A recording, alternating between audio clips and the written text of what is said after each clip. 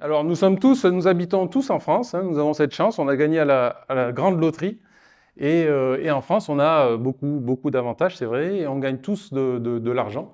Même si on est étudiant, on gagne de l'argent. Même si on ne travaille pas et qu'on est adulte, on travaille de l'argent. On gagne de l'argent. Et j'ai un ami que je nommerai pas, mais qui s'appelle quand même Benoît Bécéas, qui m'a parlé d'un truc et il m'a dit, voilà, l'argent, c'est vrai qu'à bien y réfléchir, on en gagne tous. Et il y a la manière dont on le gagne, la manière dont on le stocke et la manière dont on le dépense. Et c'est ça, en fait, notre impact dans le monde réel d'aujourd'hui. Et donc là, je vais revenir sur ces points-là un peu après, mais c'est vrai qu'il faut la gagner de la manière la plus vertueuse possible, la stocker dans des banques qui sont les plus vertueux possibles, et le dépenser de manière consciente et être aussi le plus vertueux possible. Donc voilà, à partir de là, en fait, tout le monde est concerné. Et on a tendance à dire en France, si tout le monde vivait comme moi, il n'y aurait pas de souci. C'est vrai que moi, je l'ai eu dit aussi. Hein. Mais jusqu'à que je vois ce graphique-là. Donc voilà, en France, si tout le monde vivait comme des Français, il faudrait 2,73 planètes. Alors, ce n'est pas un graphique, d'ailleurs. C'est plus, je ne sais pas comment appeler ça, mais j'ai dit graphique et ce n'est pas ça, mais c'est une photo, on va dire. Et donc 2,73 planètes, c'est assez énorme.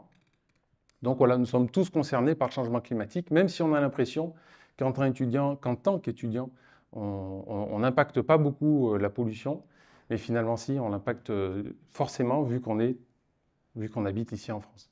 Donc vous voyez, hein, si on regarde un peu plus de près, les Qatariens, bon, bah, c'est la cata, et les Malgaches, en fait, 0,57.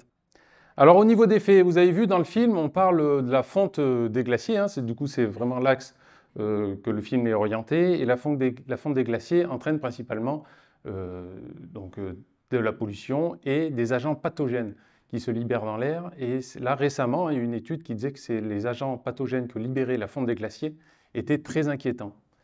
Alors, quand ils disent très inquiétant, ça veut dire que potentiellement le Covid c'était un peu l'apéro et que potentiellement voilà, il va y avoir des choses un petit peu plus sérieuses qui vont arriver à cause de la fonte des glaciers. La moitié des arbres, par cette fameuse compensation carbone, meurent. On constate ça, comme les Google ou les GAFA qui disent qu'ils font zéro carbone parce qu'ils plantent des arbres, mais la moitié d'eux meurent parce que c'est vrai qu'il est plus difficile de faire épanouir le vivre du vivant que de créer un gadget technologique. Alors aussi des faits assez alarmants. En quelques millénaires, on a éradiqué les 2 tiers des arbres. En quelques centaines d'années, on a éradiqué les 2 tiers des mammifères et des poissons. Et en quelques années, on a éradiqué les 2 tiers des insectes. Donc tout ça, c'est fait, ce n'est plus à faire. Donc là, c'est une mauvaise chose de fait. Hein. Et c'est réel. Donc, vu cette constatation, c'est quand même assez apocalyptique comme situation. Donc c'est pour ça qu'on essaye d'en parler ensemble aujourd'hui. Alors ici aussi, on va essayer de se baser sur les accords de Paris. Donc les accords de Paris, c'est essayer de limiter le réchauffement climatique à plus de 2 degrés. Aujourd'hui, on est à 1,2 degré de plus que la période pré-industrielle. Et donc avec ces 1,2 degrés, pour ne citer que ça, l'été dernier, il y a eu plus de 50 degrés au Canada. Il y a eu des températures très très hautes combinées avec de l'humidité au Pakistan qui a fait que c'était impossible de sortir dehors parce que le corps ne pouvait pas se refroidir et les gens mouraient en sortant dehors. Donc ça, c'est aussi d'actualité, hein, ce n'est pas de la science-fiction. Et il y a eu aussi 46 degrés en France. On a de la chance avec un peu moins d'humidité. Et à 2 degrés, hein, pour aussi ne citer que ça, il y a la moitié des arbres en France qui meurent. À 2 degrés, hein, donc là on est à 1,2. Et à 2 degrés, ça sera donc la moitié des arbres qui meurent, sans compter les feux de forêt. Et là, en fait, bon, ben, on y va tout droit. Et donc, il faut voir en fait le réchauffement climatique comme une fièvre, c'est-à-dire que quand on est à 37 degrés, tout va bien. Quand on est à 38, on se sent un petit peu mal, mais ça va à peu près. 39, OK, 40, 41, et au bout d'un moment, ce n'est pas proportionnel. Au bout d'un moment, on peut décéder.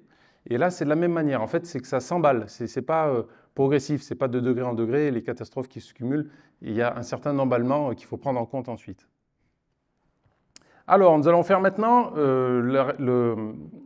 nous allons voir en fait la responsabilité qu'il y a entre le consommateur, les actions publiques et les industries. Parce que c'est vrai que souvent on dit que c'est potentiellement à cause des autres, et c'est vrai que c'est une manière assez facile de se dédouaner de tout ça. Mais non, en fait, le consommateur a la moitié de la part à faire, a la moitié du chemin à faire en fait. Et si le consommateur change, forcément les politiques changent et forcément les industries changent aussi.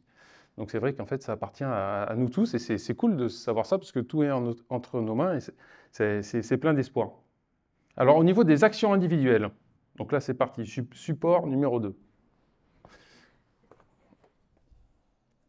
OK? Voilà. Alors ça, je pense que c'est mon support préféré de toute ma vie, qui m'a fait ouvrir les yeux sur pas mal de trucs. Donc vous voyez, il y a 4 grands pôles. Donc l'alimentation, la mobilité, les biens et les services et le logement. Donc 2,8 tonnes de CO2, c'est ce que nous, les Français, on émet chaque année. Donc vous voyez, par exemple, 1,12 qui concerne le régime végétarien, c'est par rapport à ces 2,8. Donc tout le graphique se réfère à ce 2,8 tonnes. Donc quand on a compris ça, on voit que ça se répartit donc en 2 blocs, l'alimentation, la mobilité, les biens et services et le logement. Alors l'alimentation, moi c'est vrai que c'est personnellement un peu mon combat, parce que c'est justement quand j'ai vu ce graphique-là, je me suis dit, attends, en fait c'est facile, il y a juste à changer l'alimentation, ça fait autant que tout le reste, quoi. Et l'alimentation, c'est la principale cause d'émissions de CO2. Alors, d'ailleurs, ce n'est pas émission de CO2, l'erreur est notable, c'est émission de méthane, parce que l'alimentation, c'est un secteur bien particulier, où ce n'est pas le CO2 qui est émis, mais c'est plutôt le méthane. Et le méthane se fait avec les engrais azotés, qui libèrent du méthane, et la digestion des animaux d'élevage, qui aussi libèrent du méthane, à travers donc, leur digestion et leur déjection. Et le méthane est 20 fois plus puissant, si on peut entre guillemets puissant, que le CO2. Donc c'est d'autant plus impactant. Voilà, le moindre méthane, c'est comme 20 fois plus puissant. Donc c'est pour ça que ce secteur entre autres pour ça que ce secteur est extrêmement polluant. Donc on l'a vu, hein, ce sont donc les engrais azotés qui sont dédiés aux végétaux. La majorité des végétaux de la planète poussent pour alimenter les bovins et les animaux domestiques. Deuxième poste d'émission de méthane, comme on vient de le dire, ce sont la manière de digérer les déjections des animaux. Et la troisième cause de cette grande colonne rouge, c'est la déforestation induite par la plantation des végétaux dédiés aux animaux domestiques. Et ensuite vient, après ces trois grands piliers, ensuite vient la chaîne du froid qu'il faut construire et maintenir, donc qui demande beaucoup de CO2, là pour le coup de CO2, du transport, pour le CO2 aussi, et justement le transport vient en dernier. Donc vous voyez que là l'alimentation, pour le coup carnée, le transport vient en dernier lieu. Le premier lieu, c'est l'azote, les ruminants, tout ça. Donc ça me fait une transition pour dire qu'il y a des choses que l'on croit qui ne sont pas forcément justes. C'est vrai que des fois on se dit, bon ben, manger local, ça va très bien, mais en fait manger local, le transport, ça correspond à 4,8% de pollution d'un produit. Donc en fait c'est malheureux, mais manger local ne change rien au problème. Parce qu'en fait ce qui est important, c'est ce que l'on mange, c'est pas d'où ça vient. Et donc là j'avais noté quelque chose d'assez flagrant, hein, et moi alors je m'attarde un peu là-dessus parce que moi pareil, ça c'est extraordinaire à quel point ça m'a bouleversé de savoir ça. Vaut mieux manger des petits pois qui viennent de l'autre bout du monde que de la viande qui vient d'à côté. Et donc j'avais noté une phrase, voilà, quelque chose d'assez concret. Le transport des aliments ne représente que 4,8% des émissions totales en moyenne. 1 kg de bœuf local est 99% plus polluant qu'un kilo de petits pois cultivés à 8000 km. Parce que ce qui est important, c'est ce qu'on mange. Les petits pois, on les fait pousser. Il y a de l'engrais azoté, mais c'est tout à fait mesuré parce qu'il faut énormément plus de végétaux pour faire 1 kg de viande. Et le transport, il se fait souvent par bateau. Et ramené à l'aliment, les émissions de CO2 sont très faibles. Et c'est du CO2 et non pas du méthane. Voilà, la logique est là. La logique n'est pas intuitive, mais elle est là. Alors, hop, Super 3. Alors, on pourrait s'attarder vraiment là-dessus, hein, mais on ne va pas le faire. On va passer au Super 3. Donc là, vous voyez en vert les aliments, les végétaux dédiés à l'alimentation humaine. Donc vous voyez qu'en Asie, ils sont bien là-dedans, ils l'ont toujours été. En Afrique, bien aussi. Hein. Et bon, le rouge, c'est les végétaux dédiés aux animaux d'élevage, donc qui recouvrent quand même la surface de la planète. Si tout ça était dédié aux humains, on aurait bien trop à manger, bien trop. En fait, ça serait impossible. Sachant voilà, les proportions qu'il faut des végétaux pour nourrir les animaux. Donc voilà, cette photo aussi. Hein, donc j'ai fait exprès de faire le screenshot avec le timecode et le nom du documentaire, si vous voulez aller voir. Et c'est assez édifiant, hein, parce que donc, le documentaire est long et parle beaucoup de ça, mais c'est vrai que cette photo est quand même assez parlante. Si tout ça, pour moi, en fait, hein, si tout ça devenait de la forêt, en fait, ce qui absorbe le CO2, c'est la forêt et les phytoplanctons dans la mer. Si tout ça devenait de la forêt, on aurait beaucoup moins de soucis. et on pourrait tout de même toujours s'alimenter. Parce que les végétaux, il y en a qui disent que la viande est moins bourrative que le petit pois. Si tu manges 1 kilo de viande, c'est pas facile. Tu manges 1 kilo de petits pois, c'est pas forcément l'intérêt, hein, mais je veux dire, si on mange 1 kilo de petits pois, on n'en mange pas 2 kilos, je pense. C'est quand même, je pense que le rapport entre les végétaux nécessaires aux animaux et les végétaux qui nous sont nécessaires n'est pas le même. Voilà, alors l'agriculture peut aussi peut absorber du CO2, et la seule manière d'absorber du CO2, en fait, hein, comme on l'a vu, c'est les arbres et le phytoplancton. Donc en fait, là récemment, dans la culture récente, dans nos sociétés modernes, avant il y avait des haies qui délimitaient les zones de culture, et dans ces haies-là, il y avait des oiseaux qui pouvaient manger les insectes et qui évitaient potentiellement du glyphosate ou des choses comme ça. Maintenant, on a coupé les haies, hein, il n'y a plus de haies, parce que pour que les tracteurs puissent bouger plus facilement. Donc on met du glyphosate pour compenser ça. Donc les haies absorber du carbone vu que c'est des végétaux et éviter aussi potentiellement du glyphosate. Donc c'est aussi un intérêt quand même pas négligeable. Alors on passe au déplacement. Au niveau des déplacements, c'est 20%, ce sont les avions. Donc 20% des émissions liées au déplacement concernent l'avion.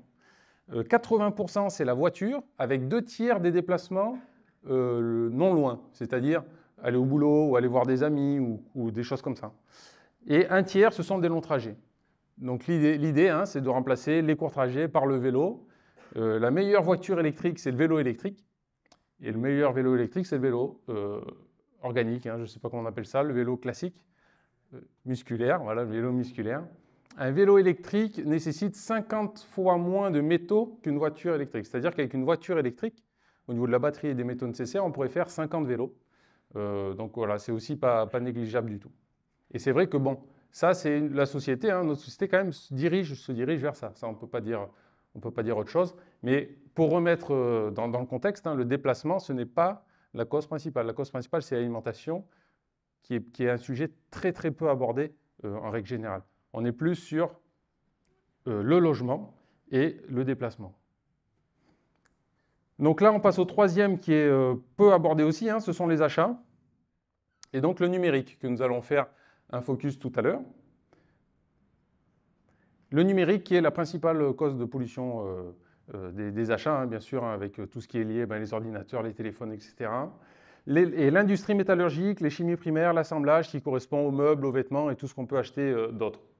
Les fausses bonnes idées, c'est que l'effet du digital a baissé la pollution. C'est vrai quand on disait, hop, ça s'est dématérialisé. Donc moi, en plus, j'y croyais. Je me disais, bon, maintenant, c'est dans l'air. C'est plus du papier, c'est dans l'air. Mais non, en fait, c'est pas dans l'air. Hein. Le numérique, c'est pas dématérialisé, ça s'est juste matérialisé autrement. Donc, on change de support. Oh, et voilà. Ça, c'était un support aussi qui montrait justement le coût du viande importée.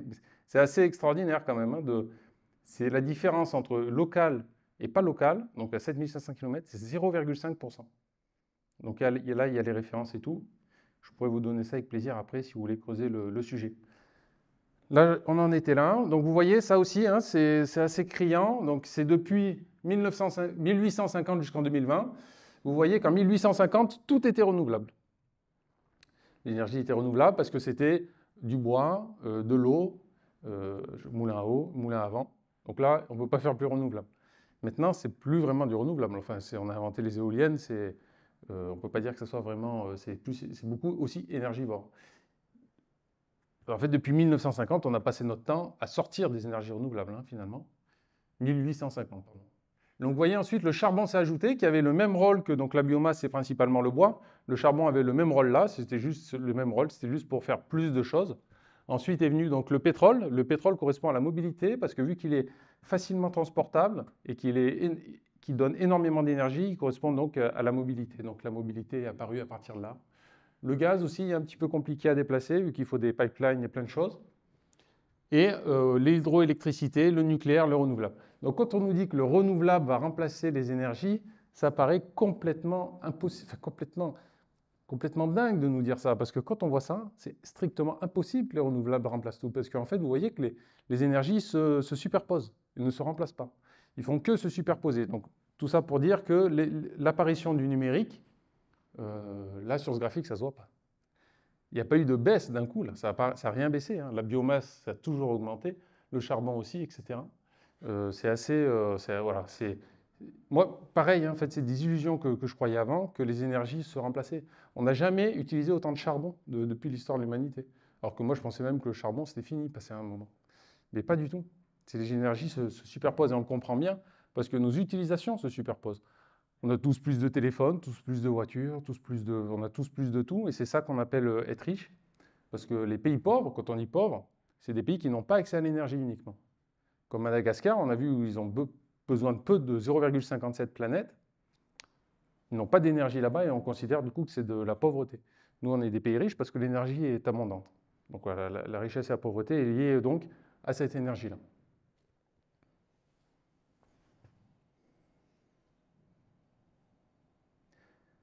Alors bien sûr, hein, pour les solutions, elles sont un peu intuitives. Il faut moins acheter, il faut acheter moins mais plus cher pour augmenter les chances que tout le monde soit payé sur l'histoire de la construction du produit, soit payé dignement.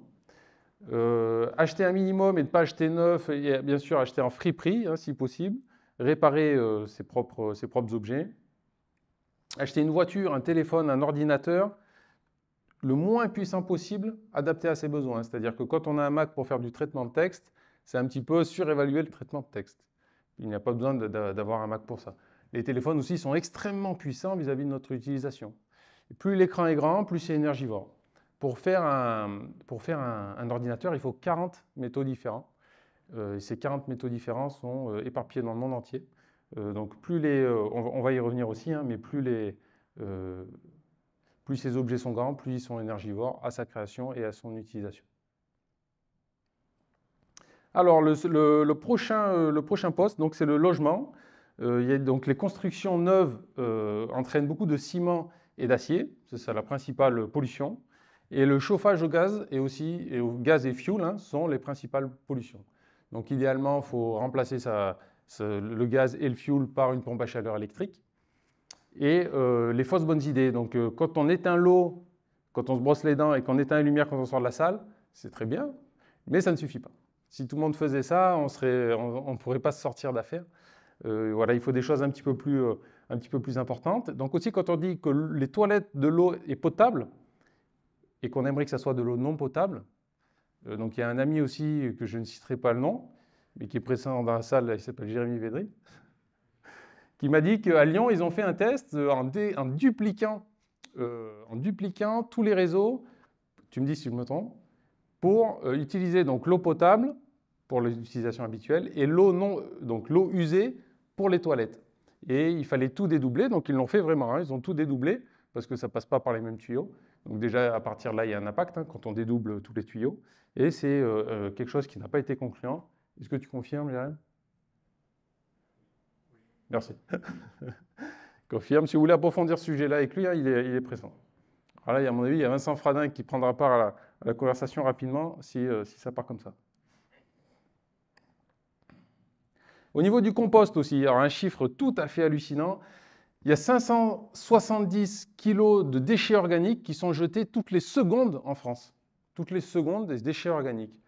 Donc, depuis que je parle, il y a des centaines de milliers de déchets organiques qui ont été jetés à la poubelle, qui vont être brûlés. Donc les déchets organiques, comme l'engrais azoté, créent du méthane quand ils pourrissent. C'est le processus naturel. Et à cette occasion, engendrent beaucoup d'effets de serre. Alors que c'est des déchets qui sont valorisables hein, si on les met dans des composts, parce qu'elles enrichissent naturellement la terre. C'est ce qui se passe dans la forêt avec les feuilles mortes qui absorbent le CO2 lors de leur vivant, mais qui au sol pourrissent et relâchent ce CO2 sous forme de CO2 et de méthane, mais qui enrichissent surtout le sol pour ensuite que ça pousse. Mais si nous on les brûle, on ne profite pas de l'effet qui se coule. On profite uniquement du côté néfaste. 570 kg par seconde. C'est assez extraordinaire. Donc ça, je pense que ça devrait être une priorité du logement, plus peut-être que d'isoler les logements. Alors que isoler est aussi une bonne idée, mais ça vient après. Quelque chose de non imputable, hein, comme on disait, on vit tous en France, mais on a tous des services publics. Et le service public, c'est l'armée, les écoles, les hôpitaux, et tout ça, c'est chauffé. Et ça fait des investissements aussi. Et les appels d'offres. Donc les appels d'offres, c'est par exemple justement l'État qui commande à une entreprise de BTP de faire une nouvelle autoroute. Donc tout ça, on est tous français, donc ça compte aussi sur notre empreinte carbone à échelle de 10%. Donc la manière de changer ça, c'est au moment de voter. Donc on peut le voter à échelle nationale ou à échelle locale. Mais donc ça, c'est quelque chose de non négligeable sur notre impact à tous. Les autres leviers, comme notre cher Benoît nous a dit, c'est son métier. Donc le métier le plus vertueux possible, hein, ça c'est quelque chose que tous on peut faire. Si on contribue à la destruction d'un milieu naturel ou même si on finance des choses moralement limites, dans l'idée, il faut éviter. C'est très dur, hein, parce que souvent, ce qui gagne le plus d'argent, hein, comme le pétrole ou les constructions, c'est souvent des activités destructrices. Les activités vertueuses sont rémunèrent moins. Parce qu'en fait, le PIB augmente lorsqu'on détruit des choses. C'est-à-dire que, par exemple, les manifestations qui ont eu lieu, qui ont détruit des choses, ça a fait augmenter le PIB, en fait, hein, vu qu'on reconstruit derrière. Donc le calcul est un peu biaisé de base. Ensuite, les placements financiers. Donc les placements financiers, ce sont dans les banques aussi. Hein, je sais qu'il y a une banquière aussi dans la salle. Et les placements peuvent aussi ont un impact dans le monde. C'est-à-dire que quand on a une assurance vie, on fait partie des actionnaires. Et quand on dit, bon, bah, c'est les actionnaires qui vont faire changer le monde, et si vous avez une assurance vie, vous êtes un actionnaire. Et si vous voulez que votre assurance vie vous rapporte du pourcentage, ça veut dire que vous poussez l'entreprise, qui est financée par la banque, à avoir du bénéfice pour que votre argent fructifie. Mais c'est en fait une activité destructrice qui pousse à la croissance. Et on sait que la croissance du PIB, c'est donc un moyen de calculer la croissance qui détruit notre environnement. Ce n'est pas la croissance du bonheur ou quoi, qui est très difficilement mesurable, c'est la croissance donc financière. Croissance, croyance, hein, on va y revenir juste après. Alors, bon, après j'avais un petit passage pour un peu de motivation, mais ça c'est pas facile. En fait, les bénéfices court terme sur la santé, au niveau de l'alimentation, hop, meilleure santé. On se sent mieux dans la tête, on ne fait rien, on mange des végétaux, on se sent un petit peu plus léger, on digère mieux. Toujours ça de prix. Ensuite, au niveau du social, bon, ben, au début, c'est pas facile parce qu'on a un peu le vilain petit canard, machin, mais après, on peut être considéré comme potentiellement comme quelqu'un qui a, je sais pas, comme quelqu'un de positif à terme, hein, qui essaye de faire du bien à son environnement. Le plaisir de prendre du vélo, je sais que pareil, hein, je sais qu'il y en a dans la salle qui font pas mal de vélo. C'est un plaisir. C'est un plaisir de se déplacer, même à court terme. Ça permet de mieux réfléchir et de prendre le temps. C'est beaucoup moins stressant, parce que c'est vrai que notre société est quand même stressante. On peut pas dire le contraire. Et on allège tout de même la souffrance collective. Et puis on peut tous dire ensemble, nous sommes des résistants, et les résistants, c'est souvent des choses positives. On est résistant face à quelque chose de négatif. Donc voilà, c'est amélioratif tout ça. Hein. On est là, on est chaud. Et bon, ça remet tout en question. C'est de la recherche continuelle, de la remise en question personnelle, et c'est quand même assez... c'est une effervescence intellectuelle, en fait, hein, personnelle, de toujours faire mieux. Et quand on arrive à faire mieux, dire, tiens, voilà, j'ai potentiellement pollué un peu moins, c'est une manière d'être satisfait. Convaincu? Bon alors, petit focus sur le numérique. La 5G et le métaverse, c'est une catastrophe écologique. Ça, tout le monde le sait. La 5G a été vendue pour dire, voilà, on pourra soigner une vieille personne qui s'est cassé la jambe dans la Creuse avec la 5G. C'est ce qui a été dit. Mais quand on regarde les chiffres, d'après notre ami Jean-Marc Jancovici, il aurait mieux fallu leur affréter des jets privés pour aller à Paris, assez peu de personnes âgées en vivant en Creuse, que de déployer la 5G et de refaire toute une flotte de téléphones 5G, entre autres, et des antennes, etc. Donc ce n'est pas justifiable, et c'est vrai que Free a été beaucoup plus transparent là-dessus, sur leur pub, et disait, voilà, avec la 5G, vous allez pouvoir jouer en ligne dans le métro. C'est un petit peu plus réaliste. Alors les forfaits illimités aussi. Les forfaits illimités, c'est un peu aussi un symbole de ce qui se passe. C'est-à-dire que tout ce qui est illimité, tout ce qui est magique, n'existe pas. C'est vrai qu'on aurait tendance à vouloir croire à la magie, mais ça n'existe pas. Donc quelque chose d'illimité, il y a forcément un problème. Il faudrait réussir à se limiter de nouveau, avoir des forfaits limités. Et si tout le monde est logé à la même enseigne, il n'y aura aucun souci. Comme la période du Covid, hein, tout le monde était logé à la même enseigne. Logé, c'est le bon mot. Et on était tous tranquilles, parce qu'on n'avait pas de... On ne se disait pas, bon, ben, je fais rien, par contre, mon voisin, il fait plein de trucs. Non, non. On faisait rien tous. Donc, il y en a qui l'ont mal vécu pour d'autres raisons, mais au moins, on était tous à la même échelle, traités de la même manière. Qu'on ait beaucoup d'argent ou peu d'argent, on était chez soi. Pas logés de la même manière, en effet, mais il y avait quand même un consensus. Et quand ça, c'est bien amené et bien justifié avec les bons arguments, ça passe, ça passe. Alors, tout de même, hein, le Covid, même avec le recul, la planète Terre a été confinée pendant 3 mois. Alors, c'est impossible d'imaginer avant, mais même après que ça soit passé, c'est même difficile à se dire que c'était vrai, quoi. La planète Terre a été confinée 3 mois. À partir de là, tout est possible. J'avais un truc sur le bout de la langue. Avec le multivers? Alors, le multivers, en fait, augmente les passages de données. C'est-à-dire qu'en gros, ça augmente la consommation d'énergie. Là, on va y venir, hein, c'est un pourcentage du numérique est dédié à la consommation d'énergie. Et on va voir qu'est-ce qui est gourmand là-dedans. Donc justement, on y vient tout de suite. En 2018, le numérique était 4% des émissions de gaz à effet de serre. Ça comprenait ça, le numérique, c'était 4%. C'est égal à la flotte mondiale de camions, 4%. Parmi ces 4%, la moitié, c'est les composants de matériaux. Parce que, comme on a vu, hein, il faut 40 métaux pour créer un ordinateur. Il faut quand même 40 métaux, dont des terres rares, tout ça.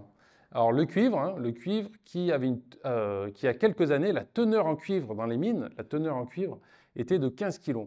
Aujourd'hui, dans ces mêmes mines, elle est de 0,4 kg pour la même teneur. C'est-à-dire qu'il faut creuser beaucoup plus d'espace pour avoir la même quantité. Mais énormément plus, 15 fois plus. Donc ça génère des CO2 parce que c'est des camions qui font ça, hein, ce n'est pas la force humaine. Et donc ça montre que déjà, il y a des soucis. On le voit très bien pour ceux qui... Bon, même moi, parce que moi je suis aussi dans la machine, hein, j'ai acheté une caméra, il a fallu 6 mois pour que je la reçoive, et je pense que c'était lié à ça. Je sais que les PlayStation aussi, c'est la même histoire. Les nouvelles voitures, je sais que c'est la même histoire, c'est que on est déjà dans un manque potentiel. Et quand on découvre une mine de cuivre, pour la mettre en service, il y a une latence de 20 ans. Voilà. Et si on en découvre. Donc voilà, la moitié du numérique, de la pollution, est liée à ces composants. L'autre moitié, c'est le fonctionnement de tout ça. Donc 20%, ce sont les serveurs. Donc je pense que le multivers rentre là-dedans. Donc ce sont les serveurs, tout ça. Donc c'est 20%, hein, l'utilisation d'Internet, tout ça. Et 30%, c'est tout le reste. La majorité de l'utilisation numérique, c'est les plateformes de films, dont Netflix, etc. YouTube, les jeux en ligne et le porno. Donc c'est-à-dire, c'est vrai que d'une manière imagée, c'est tout à fait extraordinaire parce qu'en gros, on a l'accès illimité de la connaissance. Hein. On a la bibliothèque d'Alexandrie fois 1 milliard à portée de main. Et nous, c'est vrai qu'on a décidé d'utiliser ça majoritairement comme ça. Alors que, bon, c'est quand même quelque chose, je veux dire, c'est d'un point de vue religieux, c'est comme si, voilà, quelque chose d'un net supérieur, vous avez dit, voilà, d'accord, je vous donne la connaissance. Et on dit, allez, on s'en fout, on va regarder un film, on va se distraire, on va regarder un film. C'est assez marrant de voir ça. Quand j'ai découvert ces statistiques, je me suis fait cette réflexion. C'était assez marrant. Non ? Donc le trafic data augmente d'environ 10% par an. Donc avec des objets connectés, le multivers, le chat GPT, plein de choses comme ça, ça augmente, alors qu'il faudrait baisser de 5% par an, vu que c'est ça les accords de Paris. Et les accords de Paris, pour y revenir, c'est 5% d'émissions de CO2 de moins par an. Pour autant, on pollue toujours plus, hein, toujours plus. Hein. Depuis les accords de Paris, c'est toujours plus. C'est qu'en fait, on l'a vu, hein, c'est ça, c'est toujours plus. Voilà. 5% par an, c'est le Covid. Le Covid, pendant 3 mois, on est tous chez nous, ça nous a fait baisser de 5% la consommation d'énergie. Et donc, il faudrait un Covid supplémentaire tous les ans, si vous voyez ce que je veux dire. Okay, supplémentaire tous les ans. Hein. C'est-à-dire que voilà, le Covid, pendant 3 mois, le fait d'être enfermé chez nous, ça nous a permis de polluer 5% de moins. C'est exactement ce qu'il faudrait faire tous les ans pour tenir les accords de Paris et que la planète se réchauffe de 2%. On n'est pas là-dessus. On n'est pas là-dessus du tout. Et à 2%, hein, la moitié des forêts françaises dépérissent et le reste brûle, pour ne nommer que ça. Donc on va plus vers du 4%, et là, d'un point de vue scientifique, c'est l'inconnu. Il n'y a pas de projection, c'est l'inconnu. Peut-être que le Gulf Stream va s'arrêter, peut-être qu'il y a plein de choses comme ça, inconnues. Je ne me prononce pas, c'est inconnu. Alors, sans Internet et les ordinateurs, pour en revenir à ça, comment faire pour la compta, pour tout ça? Si d'un coup, il n'y a plus Internet et les ordinateurs. D'ailleurs, c'est encore Jérém qui m'a dit, un jour, Internet, ça va fermer. Pareil, ça m'a choqué. J'ai fait, putain, c'est possible qu'Internet ferme. Et si Internet ferme, la compta, comment on fait? À échelle, pour toutes les grandes entreprises, comment on fait? Parce qu'un ordinateur, il faut combien de personnes pour remplacer un ordinateur de comptabilité ou de fiscalité? Comment on fait au niveau de l'État? Parce qu'on paye nos impôts à travers les GAFA. Donc, c'est-à-dire que l'activité la plus régalienne de l'État, c'est-à-dire prélever l'impôt, est dédiée, enfin, est mise dans les mains des GAFA, vu qu'on paye à travers Google.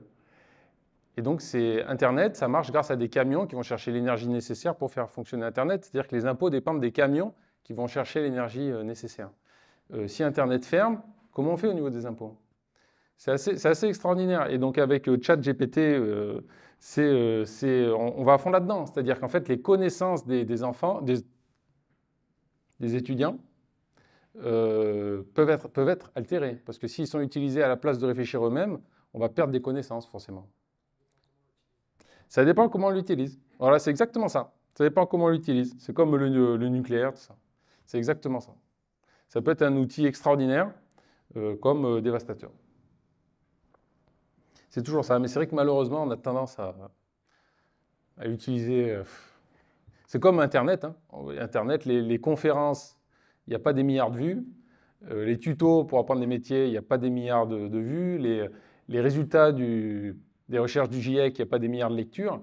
Par contre, il y a des milliards de lectures sur Netflix et les vidéos. C'est l'utilisation qu'on en fait.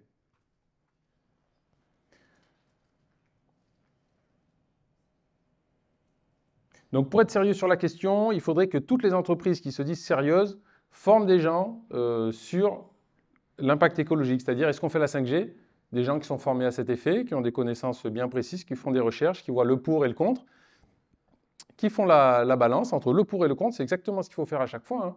La 5G, le seul pour, c'était on pourra opérer quelqu'un qui habite en Creuse, tout ça, qui n'a jamais été... qui n'est pas du tout le résultat dans la vie réelle, mais c'était le seul pour. Les contre, il y avait une grande liste. Il ne faut pas utiliser un seul avis pour plein de choses contre. Hein. Il faut faire la balance des choses, c'est comme tout, quoi. Alors, au niveau de la contrainte, voilà, c'était ça que je voulais dire tout à l'heure. Au niveau de la contrainte, quand on est tous d'accord, par exemple, pour avoir un forfait limité, non pas illimité, le meilleur exemple, c'est avec le tabac. Il s'est passé quelque chose d'extraordinaire, c'est-à-dire que tout le monde fumait à qui mieux mieux partout, dans les avions, dans les pubs, tout ça, c'était nickel, tout le monde était OK, il n'y avait pas de souci. D'un coup, l'État a dit on ne fume plus à l'intérieur.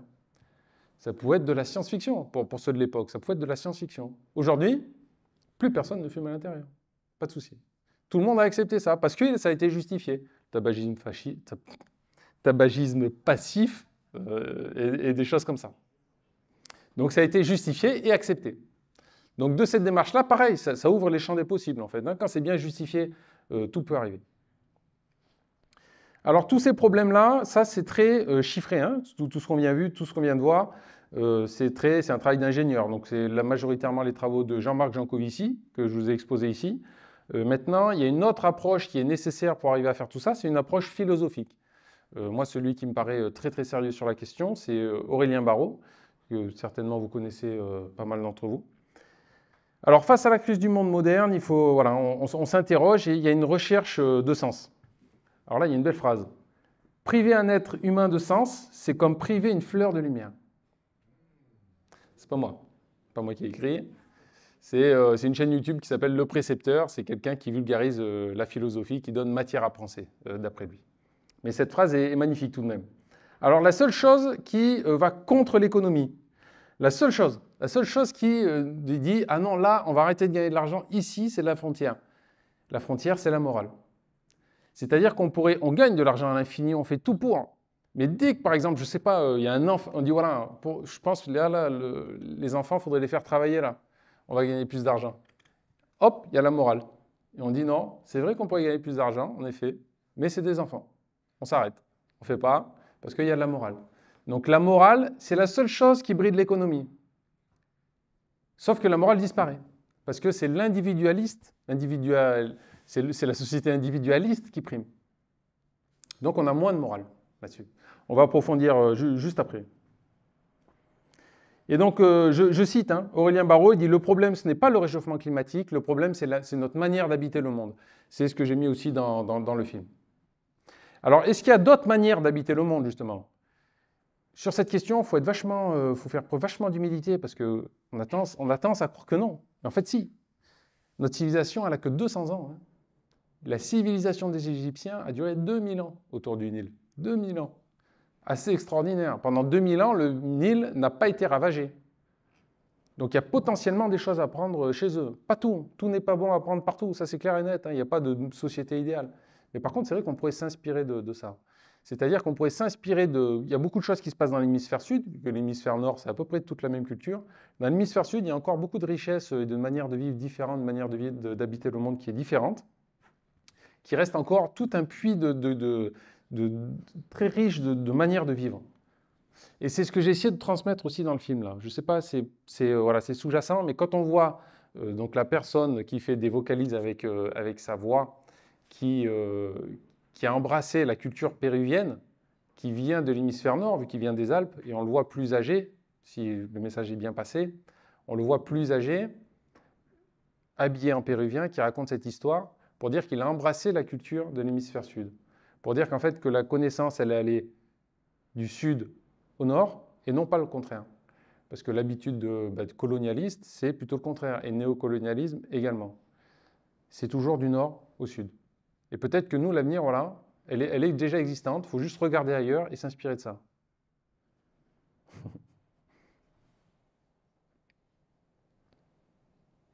Voilà, donc je cite aussi, hein, j'aime bien, parce que j'ai bien aimé. Ce qui est certain, c'est qu'on s'est planté.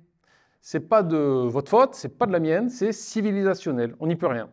Notre culture occidentale est la civilisation humaine la plus destructrice et meurtrière de l'histoire de l'humanité vis-à-vis de la biosphère. Donc, à partir de ce constat-là, il y a forcément une remise en question à faire et à chercher ailleurs. Et la recherche, c'est très positif pour le mental, pour tout ça. Alors, René Guénon, qui est un intellectuel français, j'aime beaucoup aussi son analyse. Hein. Lui, il dit que donc, il y a le corps et la tête, en fait. Hein. Le corps, c'est l'agitation, et la tête, enfin, l'agitation physique, hein, et le corps, c'est donc... il peut y avoir de l'agitation dans la tête, mais ça correspond aussi à la spiritualité. Quand on est agité physiquement, on pense moins en fait, on ne pense pas à nos soucis, c'est le corps qui s'agite. Notre société nous invite toujours à être agité.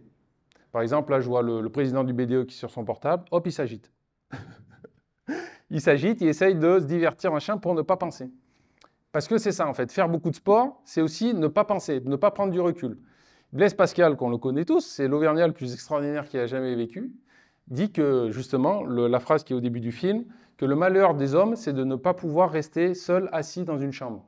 C'est-à-dire que de ne rien faire et s'asseoir et ne rien faire, et calmer à la fois son physique et son mental, c'est extrêmement difficile. Penser à rien, peut-être il y a des maîtres yoga qui y arrivent, mais du moins ne pas agiter son corps et activer ses méninges, ça permet une chose, ça permet de prendre du recul sur tout ce qui nous entoure. Et le recul est nécessaire pour comprendre justement le monde qui nous entoure. Parce que nous, on vit ici, donc à Clermont-Ferrand, en France, les trajets nous paraissent très rapides, hein, c'est-à-dire qu'on va à Paris en quelques heures, plus c'est court, mieux c'est, on peut faire le bout du monde en 12 heures, c'est extraordinaire, c'est tout à fait titanesque notre moyen de mobilité, mais ce qui rend le monde petit, alors que le monde est très vaste, si on le fait à pied, le monde est extrêmement vaste. Si on va au Japon à pied, je ne sais pas. Mais c'est physiquement faisable, mais c'est des mois et des mois. C'est-à-dire qu'on peut y aller en 12 heures d'avion. Donc le monde est gigantesque. Et donc notre manière d'agiter notre corps nous empêche de penser. Et c'est vrai que la société moderne est très individualiste, avec beaucoup de liberté mis en avant. Mais les libertés peuvent être incompatibles. C'est-à-dire que j'ai la liberté d'acheter un 4x4 et de polluer. J'ai la liberté, on ne me l'empêche pas, j'ai gagné l'argent pour, je peux le faire. Ok, tu as la liberté de ça. Par contre, moi j'ai la liberté de respirer de l'air pur. Les libertés ne sont pas compatibles là-dessus. Si tu décides d'acheter un 4x4, tu t'enlèves la liberté des autres de respirer de l'air pur. Toutes les libertés ne sont pas compatibles. Et le fait de toujours penser à soi, c'est notre manière de réfléchir. Mais on va y revenir juste après. Alors un mot aussi que j'aime beaucoup, attention, c'est la trahison. Trahison, trahir. Alors attention, il ne faut pas trahir les amis ou quoi, mais c'est la trahison d'un modèle. C'est-à-dire que, par exemple, là, nos amis qui partent de l'amphi, ils sont en train de me trahir, mais c'est bien. Non, je rigole. Mais bon, la trahison peut être bienvenue. C'est-à-dire que depuis qu'on est, on a une manière de nous enseigner les choses qui correspond à l'évolution de l'humanité. Mais quand on a l'occasion d'avoir justement des outils extraordinaires, qui peuvent être extraordinaires, comme Internet, parce que la connaissance nous est livrée et qu'on peut apprendre énormément de choses comme ça, il faut trahir un modèle, il ne faut pas hésiter. Alors c'est très difficile au début, hein, ce n'est pas facile de trahir correctement un modèle. Il faut se remettre en question, des fois on est mis à part de côté, mais ensuite souvent la masse revient, parce que justement l'activité moutonnière de l'humanité peut des fois être positive. Donc la trahison, excellent, et la radicalité, excellent aussi. C'est vrai que ça c'est excellent, donc moi je me dis radical au niveau de l'écologie, évidemment, au même titre qu'on est tous ici radicalement opposés au meurtre. J'espère.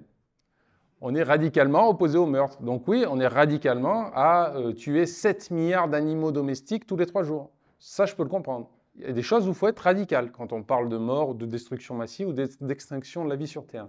La radicalité peut être très intéressante. Donc on est tous un peu incohérents, mais dans l'idée, il ne faut pas être trop incohérent. Mais on est tous un peu incohérents, moi le premier. Mais disons que cette incohérence, il faut essayer de la minimiser. Parce que même si, justement, d'un point de vue CO2, pour faire le contraste entre en fait, les chiffres et la philosophie, même si d'un point de vue de CO2, hop, on arrive à faire 0 CO2, ça y est, l'humanité a trouvé un truc, 0 CO2 en continuant de vivre comme ça, on a trouvé. Ce n'est pas intéressant pour autant. Parce que si on fait 0 CO2 avec les avions, il y en aura peut-être 10 fois plus, les humains seront 10 fois plus sur la planète Terre, et les êtres vivants non humains n'auront plus de lieu pour vivre, enfin encore moins, parce que c'est déjà le cas. Si on invente une tronçonneuse qui ne pollue pas, on pourra couper la forêt amazonienne avec. Donc c'est la philosophie qu'il faut changer, peut-être plus encore que les émissions de CO2 et de méthane. C'est là d'où vient le vrai changement, c'est philosophique.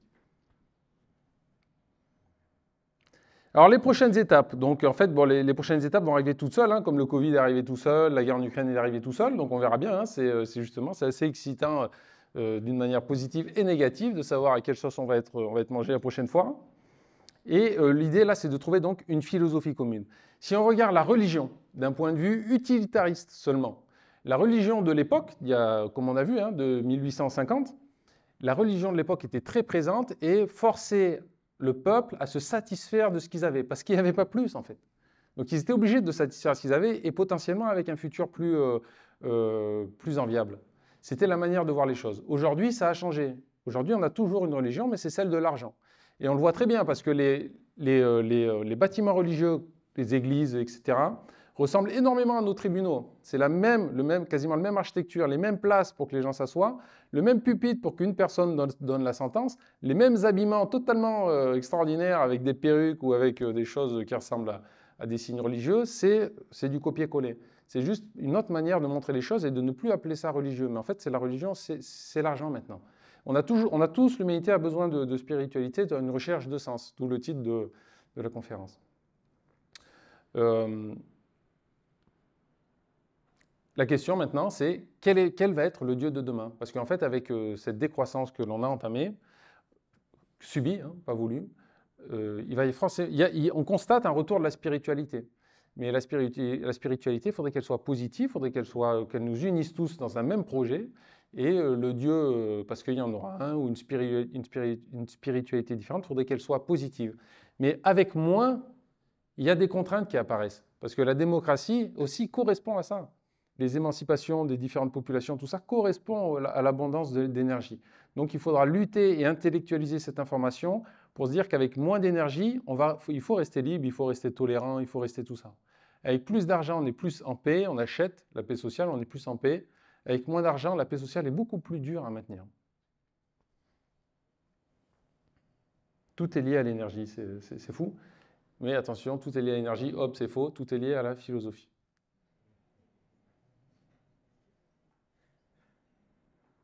Voilà, donc tout ça, c'est vrai que ce n'est pas tout à fait des bonnes nouvelles. Mais pour autant, ce n'est pas grave. C'est-à-dire que si on se casse les 2 jambes et qu'on veut s'en remettre, eh ben, le médecin va nous dire, vous allez en baver, mais un jour, vous allez remarcher. Par contre, vous allez en baver, forcément. On passe forcément un moment difficile. Après, j'ai entendu aussi, tout est foutu, tout est foutu, de toute façon, on continue comme ça. cette philosophie aussi un peu particulière, parce que, bon, on est d'accord, nous allons tous mourir. Pour autant, on le sait, hein, c'est une information qui ne nous est pas cachée de personne. Pour autant, on ne va pas opérer un suicide collectif. On va essayer de vivre la meilleure vie possible jusqu'à la fin. Quelqu'un qui a une maladie grave ne se suicide pas dans l'élan. Il va lutter pour maintenir la vie, parce qu'on y est tous attachés à cette vie-là. Et pour autant, nous, on la détruit. Donc c'est une dissonance cognitive, et c'est de l'incohérence vraiment à grande échelle. Voilà. Donc faire moins, ça passe par l'éducation, la compréhension du problème et un effort collectif. Alors, point positif, et c'est là où on va terminer, parce que c'est toujours bien de terminer vers un point positif. Une nouvelle société, c'est comme fonder une nouvelle famille, avec plein de tendresse, de douceur, d'amour, tout ça. Donc on est en plein là-dedans. Donc en fait, tout est à réinventer. Et la poésie est bien représentative pour ça. C'est-à-dire que la poésie doit respecter des règles de grammaire très strictes, vu que, par exemple, en français, la langue est très difficile. Et à chaque nouveau poème, on réinvente un nouveau monde, qui est plus merveilleux à chaque fois. C'est l'objectif. Donc nous, on a des limites physiques planétaires très strictes, et avec ça, il faut réinventer un nouveau monde. C'est positif, c'est magnifique. Et voilà. Merci beaucoup. Merci beaucoup. Merci beaucoup. Alors, est-ce que vous avez des questions en ce qui concerne ça, ou le film? Et que potentiellement, ceux qui ont participé au film peuvent répondre aussi si ça concerne le film. On a 5-10 minutes pour ça.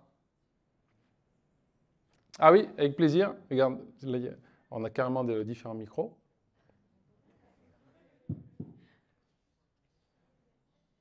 C'est super, ouais, merci pour la question. Du coup, j'avais une question, c'était par rapport au système des toilettes que vous disiez là pour faire les deux tuyauteries. Je ne comprends pas pourquoi ça ne marcherait pas. Justement, j'aimerais qu'on développe plus celle-ci. Ah bah, la question tombe très très bien parce qu'on a un expert dans la salle. Jérém, est-ce que tu veux développer un peu ça? Ça nécessite d'avoir plusieurs réseaux et aujourd'hui, les villes ne sont pas alimentées de voitures. Ça nécessite de refaire des travaux qui vont à l'encontre de tout ce qu'on vient de dire. Dans les 40 prochaines années à venir, parce que ce serait amorti. Je sais pas, d'une certaine manière, ce serait vraiment. Okay. Ouais, je vois ce que tu veux dire. Avec les travaux nécessaires pour aujourd'hui qui seraient eux-mêmes polluants hein, de base, mais peut-être sur 40 années, on gagnerait la pollution là-dessus. Alors il faut savoir, hein, pareil, vous me coupez les gars qui travaillent dans le bâtiment et tout ça. Ce qui est le plus gros problème dans les logements, c'est le chauffage en fait. C'est chauffer l'environnement et chauffer l'eau. L'eau froide, il n'y a pas de souci. L'eau froide est énormément moins polluant que le reste. C'est le fioul et le gaz le problème, qu'il faut remplacer par l'électricité. Donc utiliser des camions et une énergie incroyable pour dégoudronner la route, regoudronner la route, etc. Le calcul reste à faire, je pense que personne ne l'a fait ici. Peut-être Vincent, peut-être tu peux rajouter quelque chose. Non, ce que je disais, c'est qu'un mètre cube d'eau, ça coûte 4 € facturé, livré. Donc un projet de réutiliser les eaux usées avec les travaux de voirie que ça pourrait engendrer, les moyens techniques et énergétiques pour qu'on ait l'impression que ce serait inamorçable. Donc je pense que tu voulais plus parler de la récupération d'eau dans des bâtiments ensuite pour réutiliser sur du sanitaire ou sur des espaces verts. Ça se fait régulièrement. Et c'est sur du bâtiment neuf ou sur de la régénération dans lequel on a de l'espace pour passer les réseaux. Ok, trop bien. Parfait. Merci Vincent. Alors, ça c'est précis. Ça répond bien à la question. Génial, merci. Est-ce que vous avez d'autres questions? Oui, tout à l'heure, tu parlais à propos du CO2, du pouvoir de la forêt de capter ce CO2, mais tu as montré que le méthane était plus important que le CO2 dans son impact pour l'effet de serre. Est-ce que la forêt capte le méthane? Je ne sais pas. Alors, le méthane en lui-même, non, je ne pense pas. Je ne suis pas assez précis là-dessus non plus.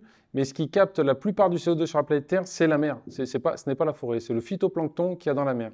Et puisque la mer recouvre la plupart de la surface de la Terre, et c'est à travers le phytoplancton qu'on récupère le CO2. Le méthane, je ne suis pas assez renseigné là-dessus pour te répondre là-dessus. Mais pareil, en fait, on a parlé beaucoup de ce qui se passait sur la Terre ferme, mais dans la mer, c'est encore pire.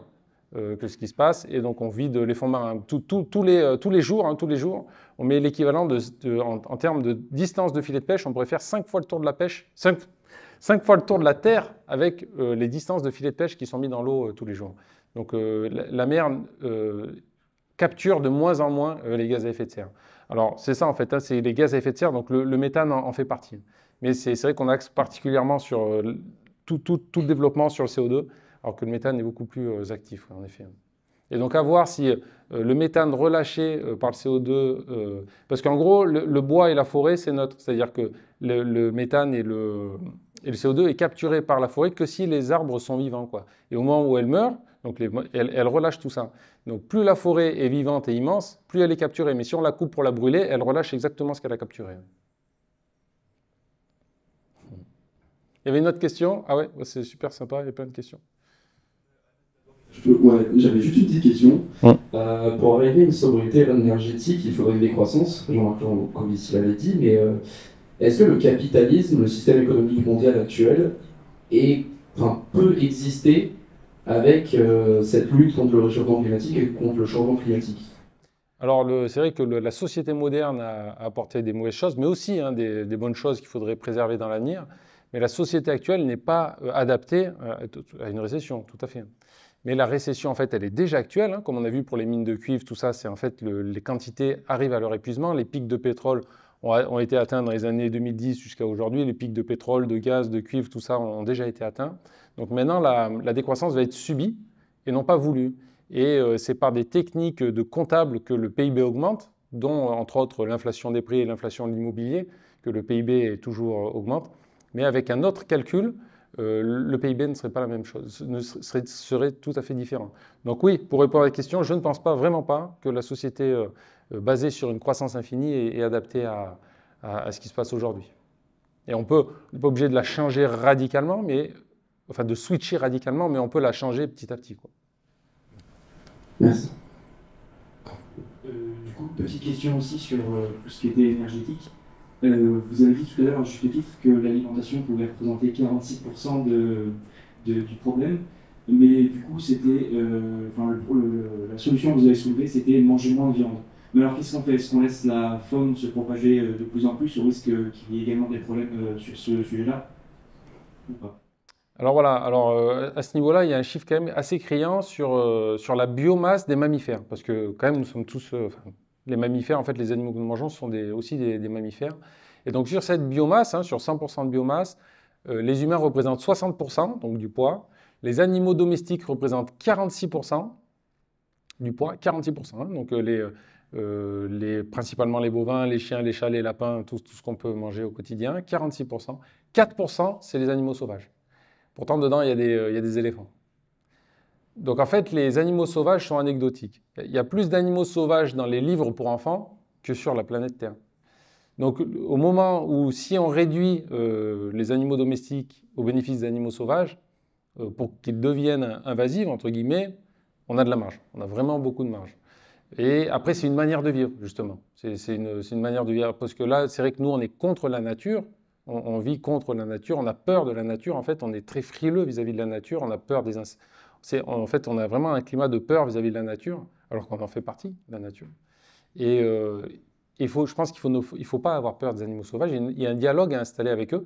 Et comme on disait tout à l'heure, il y a certaines sociétés qui connaissent ce dialogue-là, qui ne seront pas là à vouloir éradiquer une espèce. C'est plus une manière de dialoguer pour essayer de la maîtriser.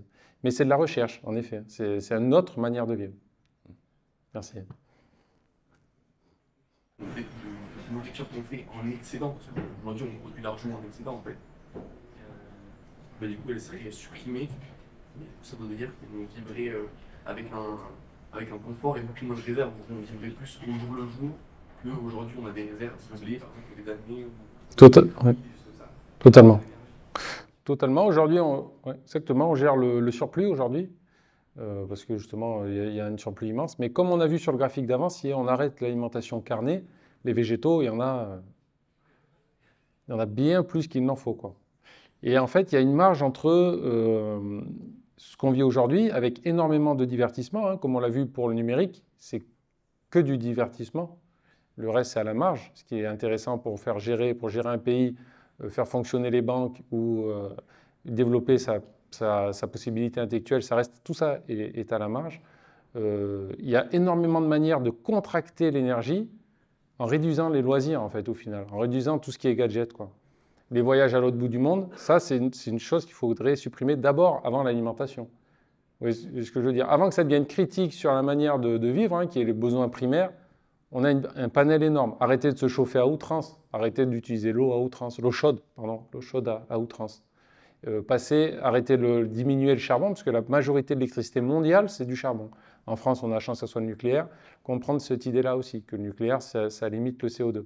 On a peur de laisser les déchets nucléaires à nos futures générations, alors que les déchets nucléaires en France, depuis que ça existe, apparemment, hein, ils rentrent tous dans cette salle, parce que c'est très miniaturisé tout ça. Donc en effet, c'est de la saloperie pas possible. Mais de la saloperie pas possible, on en met dans la nature tous les jours avec des milliards de tonnes, et justement par le CO2. Et donc c'est vrai que c'est marrant qu'on s'inquiète de ces déchets nucléaires, alors qu'on ne s'inquiète pas du CO2 et du méthane qu'on rejette tous les jours par milliards de tonnes.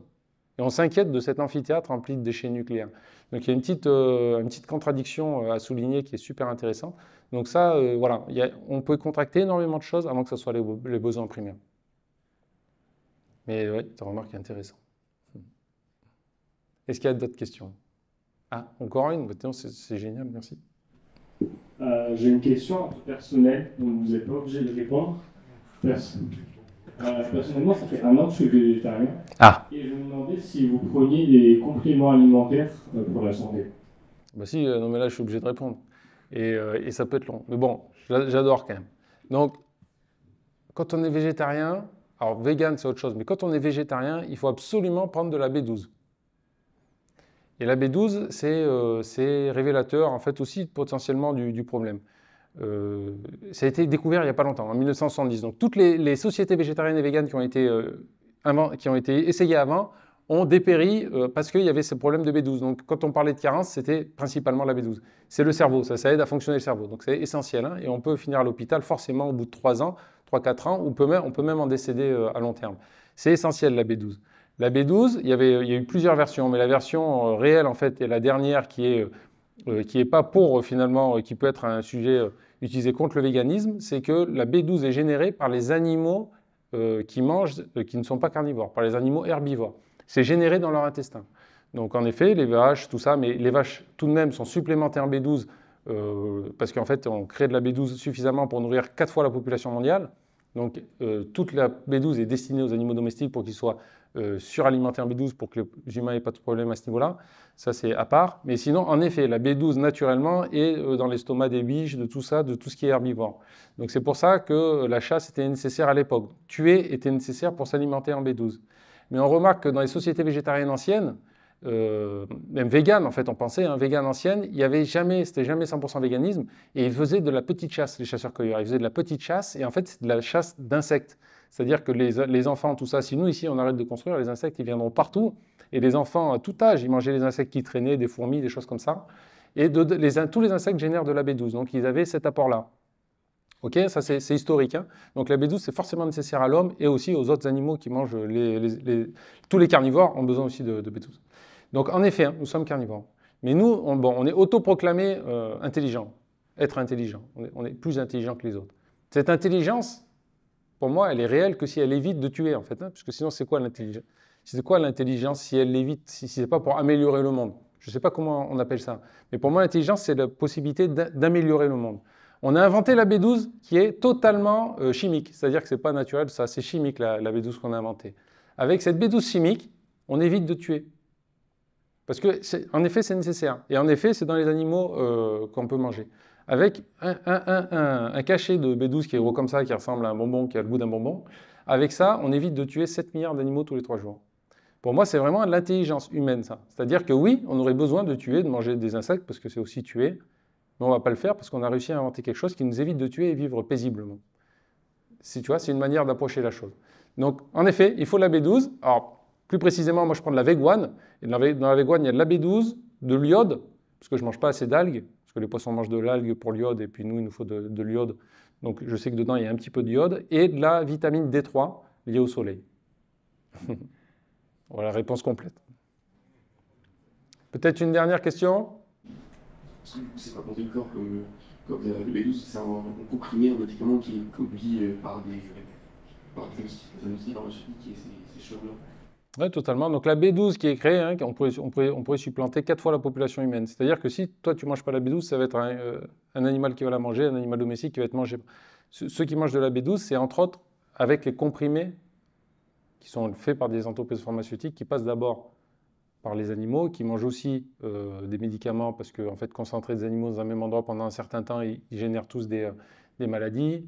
Mettre à bas, ça génère des maladies potentielles, tout ça, donc ils sont bourrés de médoc. Donc tout ça, c'est lié à un truc pharmaceutique. Et donc ça pollue moins, vu par là en fait. Hein, quand tu prends directement ou quand tu fais passer par plein d'intermédiaires pour que ça arrive finalement dans ton estomac, c'est moins polluant de le prendre directement. En effet, c'est chimique, mais c'est justement l'approche philosophique qui est différente. Voilà. C'est de se dire que même si c'était plus polluant, c'est pas grave parce que tu ne tues pas. En fait, la pollution, c'est important, mais ce qui est encore plus important, c'est de sauvegarder la vie, quoi. C'est de ne pas tuer. Ça, tout le monde est d'accord là-dessus. Tuer, c'est pas bien. Et c'est pas du tout contraignant. Enfin, je veux dire, c'est pas du tout contraignant. Parce que moi, on m'a dit, ouais, tu manges des cachets, toi. Sinon, je dis, moi, je mange pas de bonbons, mais ça ressemble à un bonbon. Je dis, à mon avis, toi, tu manges des bonbons. Bon, bonbon, il est meilleur pour la santé, quoi. J'ai pas de question, mais sur le graphique qu'on a derrière, je pense qu'il manque une autre histoire, en fait. Ouais. Notamment avec le développement du charbon, je pense que ça nous aurait tous intéressé de savoir, en fait, par quelle tranche politique et aussi quel choix on a été fait en Europe et ailleurs, de passer par ces énergies avant de développer les autres. On voit bien la juxtaposition parfaite jusqu'à 2022, les possibles décroissances aussi qu'on aurait pu expliquer. C'est juste une question, comment tu vois l'après 2020 ? Alors voilà, en fait, toutes ces énergies sont donc cumulées. Mais ils sont cumulés parce que le besoin individuel était croissant. C'est-à-dire qu'on ne réfléchissait pas à échelle internationale en disant si en consommant plus, on va détruire la planète Terre. C'était l'individualisme, c'est-à-dire vas-y, enrichis-toi, sois propriétaire, tu vas pouvoir voyager, tu vas pouvoir maintenant acheter une voiture, tu vas pouvoir construire. C'est une autre manière de lecture de l'histoire.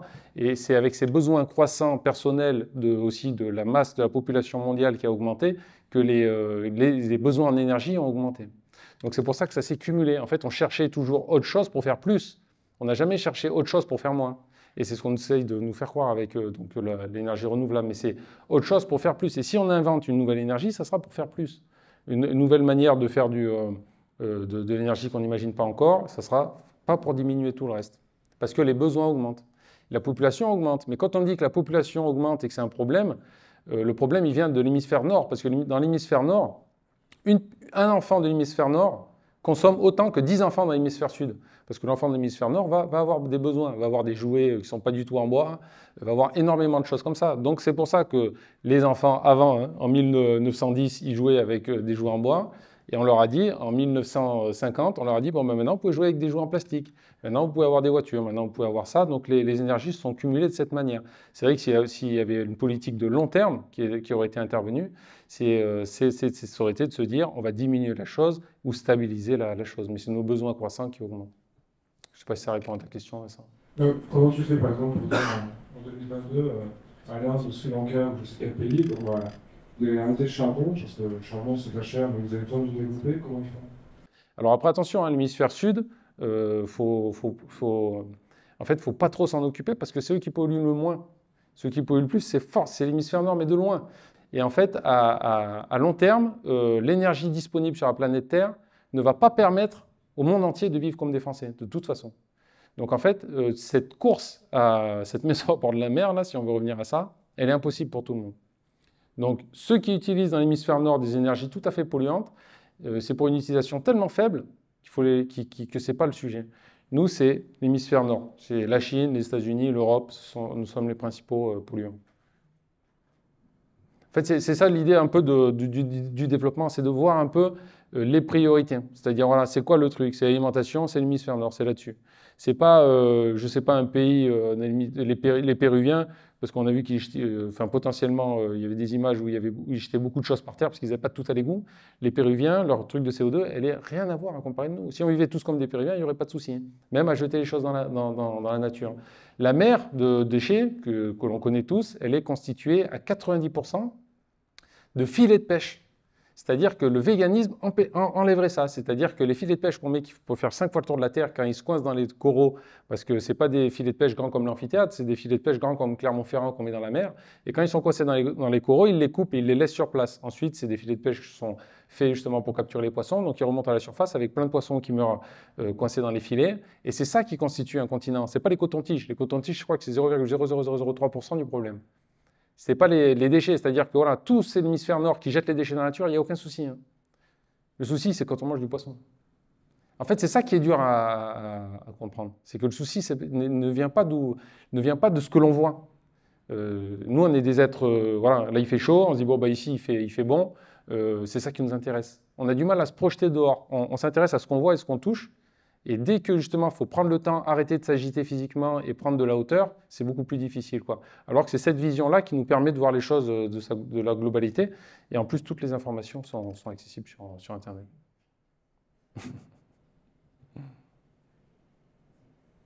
C'est bon, parce que Vincent, il est un peu tatillon. Donc... Moi, je voudrais juste connaître... disons qu'on trouve une place au Conseil pour le climat, on demande quels sont ton top 5 des objectifs en matière d'énergie d'ici 2050. Quels sont les précoms que tu fais pour l'exécutif? Alors les top 5, pour moi, ça serait forcément l'alimentation. Parce qu'on a vu que, en fait, pour résumer, hein, enfin, le top 5, déjà, moi, ça serait le top 1, ça serait ça. Et bon, après, le logement, comme tu dis, voilà, c'est censé être 30 mètres carrés par personne pour des logements stables et pas toujours avoir plus. Mais là, on voit aussi ton profil d'ingénieur, parce que tu vois, c'est quelles seraient les mesures pour réaliser à travers notre profil d'ingénieur. Alors que c'est la pensée philosophique qu'il faut changer, c'est-à-dire se satisfaire de moins. Et là, les solutions viendront d'eux-mêmes. Mais au niveau... Ouais. Je rebondis sur ce que tu dis, sur les moyens de tout ça, et je connais ta sensibilité face aux enfants, et je suis très étonnée qu'aujourd'hui tu ne parles pas d'éducation et de transmission. Exactement, mais ça passe par l'éducation et la transmission, mais par tous les âges en fait au final. Parce que c'est vrai qu'on a tendance à dire que les jeunes sont concernés. Regarde, là aujourd'hui c'était dédié aux étudiants. Heureusement qu'il y a le BDE et leurs copains. Les étudiants, c'était marqué recherche de sens écologique, ils ne sont pas venus. Parce qu'en fait, ils ne se sentent pas concernés. Donc il aurait fallu imposer la chose. C'est délicat. Et à travers l'éducation, il y a un petit peu d'amélioration. Moi, je vois à la maternelle, j'ai eu l'occasion de voir pendant plusieurs années, il y a 2 repas végétariens, ils sensibilisent vis-à-vis du potager. Mais la solution ne vient pas forcément des jeunes, parce que c'est aujourd'hui qu'il faut agir. Et ceux qui sont... Aujourd'hui, c'est leur demain à eux. Exactement. On ne peut pas leur imposer aujourd'hui de s'intéresser à ça. Comment on peut faire pour les intéresser, ces médias? Ah mais exactement. Moi, je suis d'accord, il faudrait l'imposer. Mais en fait, quand c'est des personnes, quand c'est les grandes personnes qui éduquent les enfants... Ah oui, il faut arrêter. Alors, je finis juste avec cette phrase. Quand c'est les grandes personnes qui font l'éducation des enfants, si les grandes personnes, leur philosophie est la même que leurs parents ou grands-parents, les petits-enfants vont avoir exactement la même. Donc, je pense qu'il faut d'abord changer celle des adultes, parce que c'est eux les décisionnaires d'aujourd'hui qui préparent le futur de demain. Et ensuite, ça découlera en cascade. Merci, désolé pour le retard. Merci beaucoup à tous. Merci beaucoup, vraiment. C'est génial.